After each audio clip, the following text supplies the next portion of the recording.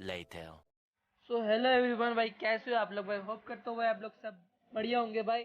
तो भाई मैं आया था भाई घूमने के लिए अपने कुछ मेंबर्स के साथ, ग्रुप के साथ। तो आप पहले तो व्यूज चेक करो। व्यू बहुत ही अच्छा है, यहाँ का बहुत ही अच्छा व्यू है। और हमारा ग्रुप देखो आप, मतलब मीन्स लाइनअप देखो मेरा। ये रहा पहला तो भाई, एक स्कूटी आया है पहला, ZR। ये रहा RS 200। ये रहा MS 200 जो कि बिलोंग करता है भाई किंगसुक भैया का, लोन राइडर घोषफुल उनका चैनल का नाम है। डिस्क्रिप्शन में उनका लिंक दे दूंगा। ये रहा ड्यूक 200। इसके बाद रहा भाई मेरा NS, आप लोगों को मालूम ही होगा मेरा